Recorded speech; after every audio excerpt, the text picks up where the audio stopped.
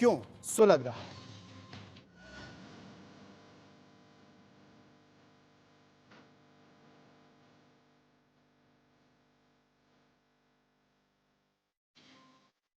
बांग्लादेश अब भी सुलग रहा है। अल्पसंख्यक हिंदुओं पर अत्याचार हो रहे हैं। 1971 में बांग्लादेश बनने के बाद वहां भुखमरी थी और उस भुखमरी के दौर में स्कॉन संस्था ने $2.5 मिलियन जुटाकर बांग्लादेश के लोगों को महीनों तक मुफ्त खाना खिलाया। लेकिन अब प्रदर्शनकारियों का चोला उड़े दंगाइयों ने चटगांव के उस स्कॉन मंदिर को भी जलाकर राख कर दिया। दंगाइयों का डर ऐसा है कि बांग्लादेश के चीफ जस्टिस ने भी अपने पद से इस्तीफा दे दिया है। कहने को वहां अंतरिम सरकार बन गई है, लेकिन रौब और आदेश दंगाइयों के ही चल रहे हैं। किस तरीके से, देखिए खबर।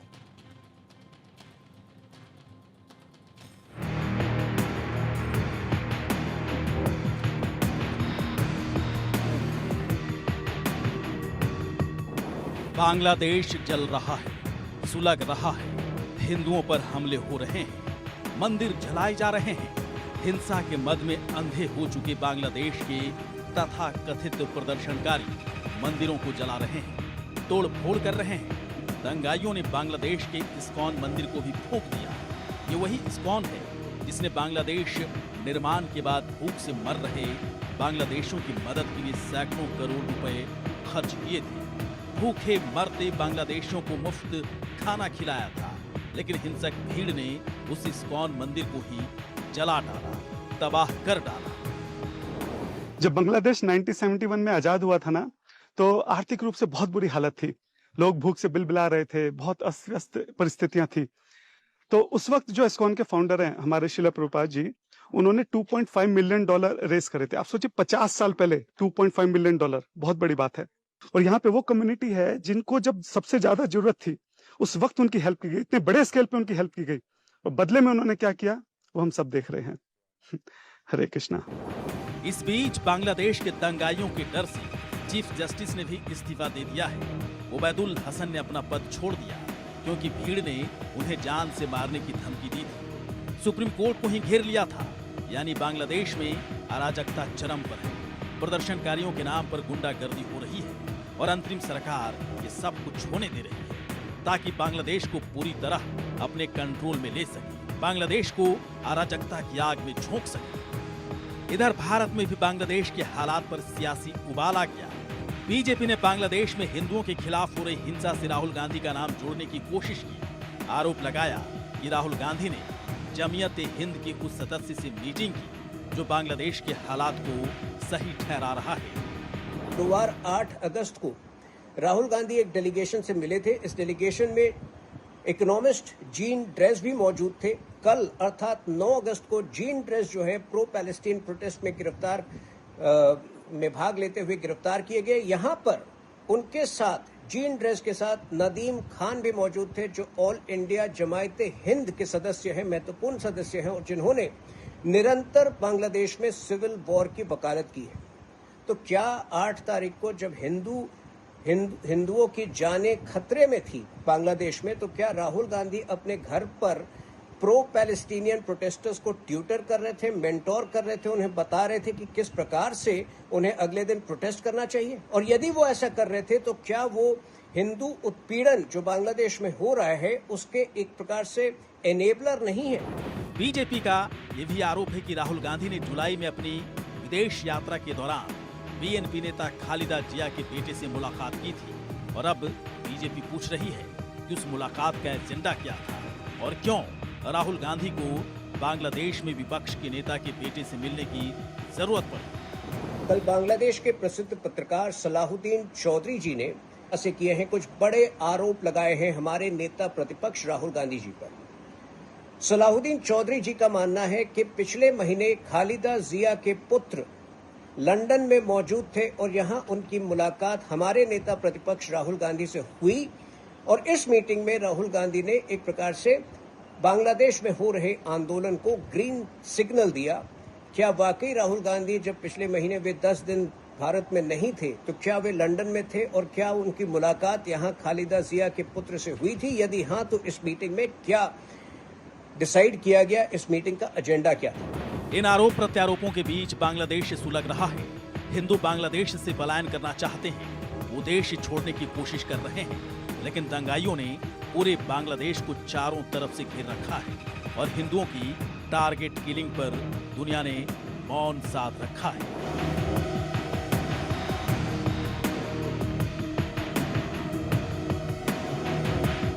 Bureau report, India news.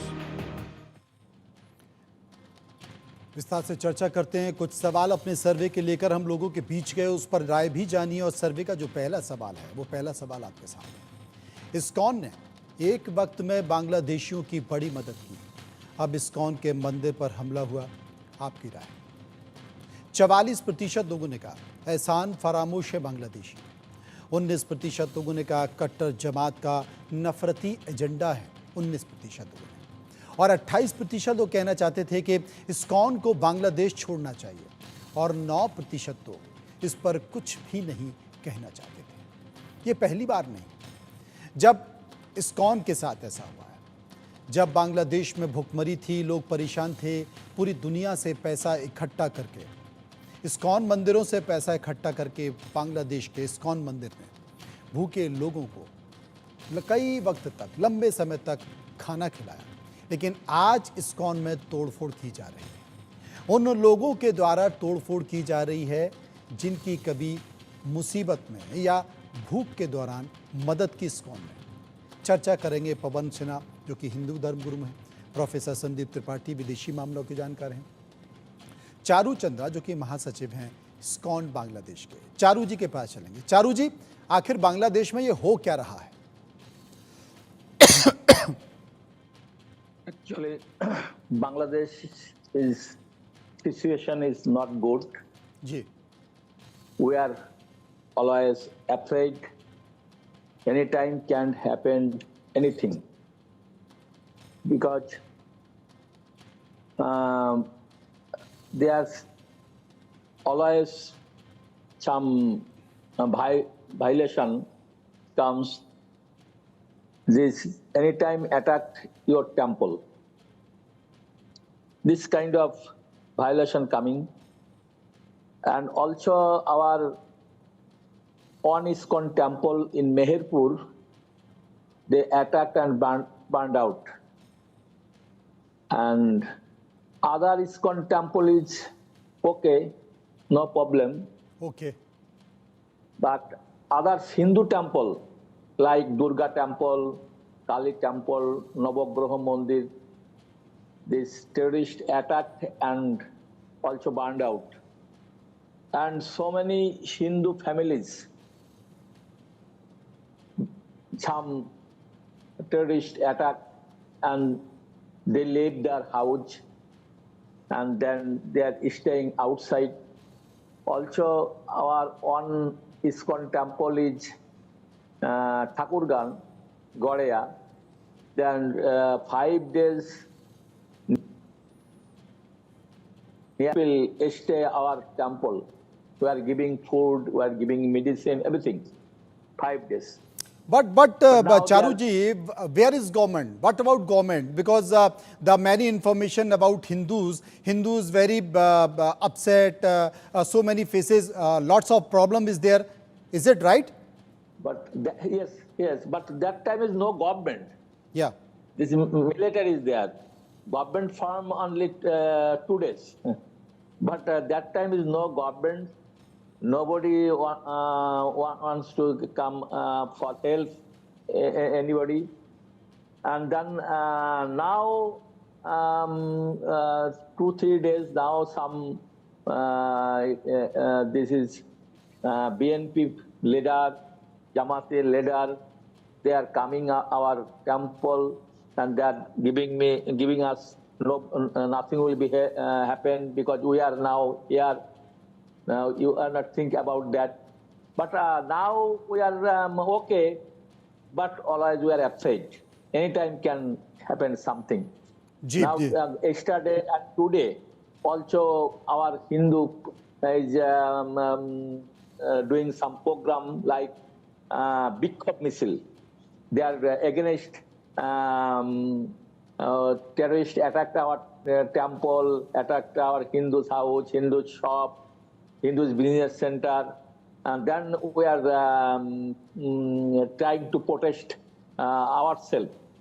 But we are going gathering on every district. We are gathering, and so many thousand people are doing protest against terrorists. और वो सभी लोगों ने देखा और शायद उसे लेकर गवर्नमेंट भी कुछ बात कर रही है। लेकिन इन सब के बीच जो सर्वे का दूसरा सवाल था, जो हमने लोगों से पूछा, वो सवाल था कि बांग्लादेश में हिंदुओं और हिंदू मंदिरों पर हमले की घटना पर भारत सरकार को क्या कदम उठाना चाहिए। 29% लोगों ने कहा अंतरिम सरकार से बातचीत करनी चाहिए। 13% लोगों ने कहा बांग्लादेशी सेना को अल्टीमेटम देना चाहिए। 22% लोगों ने कहा बांग्लादेश में सैन्य ऑपरेशन होना चाहिए और 29% लोगों ने कहा मंदिरों पर रक्षा समिति की तैनाती करनी चाहिए और 7% लोग इनमें से किसी भी विकल्प को चुनना नहीं चाहते थे। पवन सेना जो कि हिंदू धर्मगुरु हमारे साथ मौजूद है। पवन जी, मैं आपसे कहूंगा क्योंकि बहुत सारे भारत में हिंदू संगठन हैं, संघ यानी कि आरएसएस भी, विश्व हिंदू परिषद भी लगातार सरकार से मांग कर रहा। दत्तात्रेय होसबोले ने सरकार को पत्र भी लिखा है कि कैसे भी करके सरकार को इसमें हस्तक्षेप करना चाहिए। लोगों से हमने जो राय जानने की कोशिश की वो आपके सामने राय बनी हुई है। लेकिन हिंदुस्तान में तो हम इसका जिक्र करते हैं, लेकिन अगर बांग्लादेश में जिस तरीके से हिंदुओं पर अत्याचार किए जा रहे हैं, वो निरीह प्राणी की तरह बॉर्डर पर फेंसिंग पर खड़े हुए हैं और वो हाथ पैर जोड़ रहे हैं, श्री राम के नारे लगा रहे हैं कि कैसे भी करके हमें अंदर ले लें, हिंदुस्तान की सीमा में, भारत की सीमा में ले लें, वरना हम मर जाएंगे। ऐसी परिस्थितियों में क्या किया जाए? देखिए, सबसे पहले तो हमें ये समझना होगा कि वहां के क्राइसिस का एग्जैक्ट रीजन क्या है।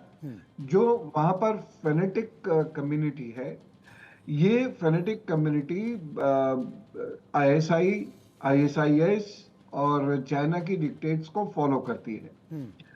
दूसरी बात जो बहुत महत्वपूर्ण है कि ये फेनेटिक कम्युनिटी ऑलरेडी अल्टीमेटम दे चुकी है कि करीब 27 डिस्ट्रिक्ट्स हैं, उन्होंने चिन्हित किए हैं, वहां से हिंदूज का खात्मा हो, और वहां से अगर हिंदूज का खात्मा होता है तो 1 से 1.5% हिंदू वहां पर बचेंगे, इससे ज्यादा हिंदू नहीं बचेंगे। उनसे ज्यादा रोहिंग्याज वहां पर हैं, 1,31,00,000 रोहिंग्याज वहां ऑलरेडी रहते हैं। और इसके लिए उन्होंने न केवल लोगों को मारा, बच्चों को फांसी पे लटका दिया, औरतों की बहुत भयंकर बेइज्जती की, मतलब वो चित्र नहीं देखे जा रहे आंखों से। और उसके बाद इस्कॉन टेम्पल तोड़ा, बाकी टेम्पल्स भी तोड़े, जबकि ये सारे टेम्पल्स उनके हर बुरे वक्त में काम आए हैं, सारे टेम्पल्स। और जितना ये लोग मीठा बोलते हैं, तहजीब से बोलते हैं, वो तो ये सब जानते भी नहीं, फिर भी उन्होंने तोड़ा। कि ये इसे कहते हैं हम फेनेटिक कम्युनिटी, जो भारत पर इल्जाम लगा देते हैं, हिंदुओं पर इल्जाम लगा देते हैं, ये होता है फेनेटिज्म, जिसमें आरक्षण के ऊपर लड़ाई थी और मारा हिंदुओं को।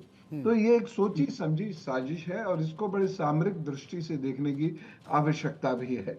और इतना मैं जरूर कहूंगा कि हमारा रिएक्शन थोड़ा अभी कमजोर है और देर से भी है। और इसमें कम्युनिटी का पार्टिसिपेशन नहीं हो सकता सिवाय इसके कि कम्युनिटी प्रेशर ग्रुप बनाए और गवर्नमेंट को प्रेशर मिले। और लेकिन एक्ट इसमें गवर्नमेंट को करना पड़ेगा, क्योंकि इसमें 2 से अधिक देश इन्वॉल्व हैं। तो मुझे विश्वास है हमारी सरकार जरूर अच्छे कुछ कदम उठाएगी, लेकिन सामरिक दृष्टि से हमें बहुत अलर्ट होकर चलने की जरूरत है, क्योंकि चीन is wooing away Bangladesh from India. ये चीन का एक क्योंकि उसे साउथ चाइना में सी में बांग्लादेश की भूमिका चाहिए, और हम लोग जो 150 करोड़ रुपए पर डे का व्यापार कर रहे हैं बांग्लादेश के साथ, उसको वो खत्म करना चाहता है। खुद आगे आ जाएगा, धीरे धीरे वो बांग्लादेश को बिल्कुल आपने सही कहा। और कहीं ना कहीं बांग्लादेश चाइना और अमेरिका के बीच फंस गया है, और उसके जो अंदरूनी हालात हैं, वो उन्हीं अंदरूनी हालात कहीं ना कहीं दोनों देशों की तनातनी का एक बड़ा कारण भी है। सर्वे का एक और सवाल जो हमने लोगों से पूछा कि क्या बांग्लादेश में हिंदू विरोध का एजेंडा पाक और चीन की शह पर चलाया जा रहा है? 74% लोगों ने कहा हाँ, 17% लोगों ने कहा ना, और 9% इस पर कुछ भी नहीं कहना चाहते थे। अंतर्राष्ट्रीय मामलों के जानकार इस वक्त हमारे साथ मौजूद हैं प्रोफेसर संदीप त्रिपाठी। त्रिपाठी जी, आप क्या मानते हैं, वहाँ जो हालत पनपे उनके पीछे का जिम्मेदार कौन है, और भारत सरकार इस मसले पर कुछ कर रही है? क्योंकि वहाँ जिस तरीके से वहाँ के चीफ जस्टिस ने इस्तीफ़ा दे दिया, वहाँ के तमाम जजों ने इस्तीफ़ा सिर्फ इस बात को लेकर दे दिया कि वहाँ के जो लोग विरोध प्रदर्शन कर रहे हैं उन्होंने कह दिया कि सब के सब शेख हसीना के साथ हैं, शेख हसीना भारत में मौजूद है। इस बात का गुस्सा भी लगातार वहाँ देखा जा रहा है। तो क्या भारत सरकार इसमें कोई कदम उठा रही है? स्वाभाविक तौर पर उठा रही होगी, लेकिन रास्ता क्या? देखिए, आपका जो सवाल है भारत सरकार के लिए कि क्या भारत सरकार कोई कदम उठा रही है, तो हम पहले दिन से ही हम इस बात को देखते आए हैं कि पार्लियामेंट में हमारे विदेश मंत्री डॉक्टर एस जयशंकर जी ने क्लियर किया था कि बांग्लादेश को, वहाँ की जो इंटरिम सरकार है, गवर्नमेंट है, उसको प्रोटेक्शन करना होगा माइनॉरिटीज को, हिंदू और जो भी अदर माइनॉरिटीज है। तो एक तरह से पहले दिन से एक संकेत हुआ। दूसरी बात, लेकिन पहले दिन इस तरीके का अटैक नहीं था। बाद में जब ये सिचुएशन बढ़ती गई और जो आज फुटेज हम दो लोग देख रहे हैं बहुत विचलित कर देने वाले हैं। और फिर से प्रधानमंत्री जी ने जो नई सरकार वहाँ बनी, इंटरिम सरकार बनी, मोहम्मद यूनुस उसके केयरटेकर एज बने, चीफ बने, तो उन्होंने भी मैसेज दिया उनको कि आपकी पहली प्राथमिकता है कि आप यहाँ के माइनॉरिटीज को सेफ्टी दे, सिक्योरिटी दे। लेकिन मुझे लगता है कि बात यहीं से खत्म नहीं हो जाती है। बात इसीलिए क्योंकि ये मोहम्मद यूनुस खुद कहते हैं कि स्थिति यदि संभली नहीं तो मैं वापस चला जाऊंगा। चीफ जस्टिस वहां के, वो उनको बाहर करने की मांग हो रही है। तो इस समय समझना ये होगा कि आखिर बांग्लादेश में चल क्या रहा है और कौन फ्यूल कर रहा है, इस पूरी फ्यूलिंग फैक्टर कौन है। और फ्यूलिंग फैक्टर कंप्लीटली, जो मेरा एनालिसिस है, मैं पहले दिन से ही बोलता आया हूँ कि पूरी तरह से फ्यूलिंग फैक्टर इसके वाशिंगटन डीसी, बीजिंग है, अमेरिका और चीन है। अमेरिका जनवरी से कंटिन्यू कोशिश कर रहा था, जब शेख हसीना उनको मना कर दिया कि आपको हम एयरबेस अपना नहीं देंगे, मिलिट्री एयरबेस नहीं बनाएंगे, तो उसी दिन से अमेरिका की जो भौहें टेढ़ी हो गई और वो पूरी प्लॉटिंग करने लगा कि अच्छा ठीक है, अब हम आपको देखते हैं। और हुआ क्या कि 4 महीने में ये मुद्दा बनाए गए और उस पहले तो अपने एम्बेसडर को वहां से वापस किया। आप देखिए कि इस जो घटना हुई, इसके जस्ट 1 महीने पहले उनके एम्बेसडर वापस चले जाते। दैट मीन्स कि उनका पूरा का पूरा कैलकुलेशन था कि कैसे क्या होना है। और रही बात पाकिस्तान की, तो पाकिस्तान तो जो अमेरिका कहता है वो करेगा, तो वो एक मोहरा है। और चीन की बात, जैसे भी हमारे तभी कह रहे थे कि चीन का भी फैक्टर ये है कि चीन कंप्लीटली एक ऐसा, बांग्लादेश ऐसा मुल्क था जो भारत के साथ एक अच्छे से आगे बढ़ रहा था आर्थिक दृष्टि से, और वो एक ऐसा देश था जो जीडीपी की ग्रोथ रेट में आगे बढ़ रहा था, कपड़ा का निर्यात कर रहा था। अब क्या होगा, अब किसका निर्यात होगा, अब वहां से टेररिज्म का एक्सपोर्ट होगा, अब गारमेंट का। ये आपने बड़ा सवाल कहा। अब वहां से आतंकवाद पैदा होगा, और भारत का एक पड़ोसी जो कभी भारत के साथ होता था, अब तक संकेत साफ नहीं है, और हो सकता है कि वो पाकिस्तान की तरह ही व्यवहार ना करने लगे। सर्वे का एक और सवाल जो हमने लोगों से पूछा, वो सवाल है कि क्या बांग्लादेश में प्रताड़ित हिंदुओं को भारत में शरण देने के लिए मोदी सरकार को बड़ा ऑपरेशन चलाना चाहिए? 81% लोगों ने कहा हाँ, 18% लोगों ने कहा ना, और 1% लोग इस पर कुछ भी कहना नहीं चाहते थे। चारू जी हमारे साथ बने हुए हैं। चारू जी, क्या आपको लगता है कि जितने भी हिंदू वहाँ पर हैं वो आने वाले कुछ घंटों में चीज़ें कंट्रोल हो जाएंगी, सब बेहतर हो जाएगा? वहाँ की सरकार इस बात का भरोसा भारत सरकार को दिलाएगी कि हिंदुओं की, वहाँ के अल्पसंख्यकों की रक्षा हम करेंगे, वहाँ के जो मंदिर हैं, चाहे वो इस्कॉन टेम्पल हो, वो सुरक्षित रहेंगे? क्या आपको ऐसा लगता है? It is possible? This new government, caretaker government form, and then I think if this new government, caretaker government, is they can if they can control everything, then it is possible. They can, because now no political government, this is caretaker government. I think if that is government take care minority, these Hindus, then I think this is okay. But I don't know. I hope so. they will give बिल्कुल आपने security ठीक किया। सिर्फ of- उम्मीद ही की जा सकती है, सिर्फ उम्मीद ही की जा सकती है कि चीज़ें बेहतर हों, जल्द से ठीक हों और शायद दोनों सरकार। लेकिन जैसा कि संदीप त्रिपाठी साहब बता रहे थे कि खुद वहाँ के जो अंतरिम सरकार के प्रमुख बने, उन्होंने कहा है कि अगर हालत नहीं सुधरे तो मैं चला जाऊँगा। ऐसे में आप क्या कहेंगे? शुक्रिया करेंगे सभी लोगों का जो मेरे साथ इस कार्यक्रम में मौजूद रहे। इस बीच एक बड़ी खबर आ रही है, बांग्लादेश में हिंदुओं पर हमले पर अमेरिकी सांसद भड़क गए हैं। बांग्लादेशी हिंदुओं को अमेरिकी सांसद का साथ मिला है। वहां पर जो घटना घट रही है उसे लेकर उन्होंने नाराजगी दर्ज की है। हिंदुओं के साथ हिंसक कार्रवाई की गूंज अमेरिकी संसद में भी देखी गई है। हिंदुओं के खिलाफ कार्रवाई की निंदा की गई है और अमेरिकी सांसद ने यूएस गवर्नमेंट से सीधे हस्तक्षेप की मांग भी की है। बड़ी खबर। तो साफ तौर पर आपको बता दें कि बड़ी खबर, और बड़ी खबर के तौर पर आपको बता रहे हैं कि बांग्लादेश में जिस तरीके से हिंदुओं पर हमले किए जा रहे हैं, उन हमलों को लेकर अमेरिकी सांसद भड़क गए हैं। अमेरिकी संसद में इस बात की गूंज दिखाई दी है कि कहा गया है कि हिंदुओं के खिलाफ हिंसक कार्रवाई की जा रही है और अमेरिकी सांसद ने यूएस गवर्नमेंट से इसमें तत्काल हस्तक्षेप करने की मांग की है और बांग्लादेश के अल्पसंख्यकों को यानी कि हिंदुओं को सुरक्षा मुहैया कराने की बात की गई। तो फिलहाल खबरों के सफर में इतना ही। बाकी की खबरों के लिए आप चलते रहिए इंडिया न्यूज के साथ और मुझे दीजिए इजाजत। नमस्कार।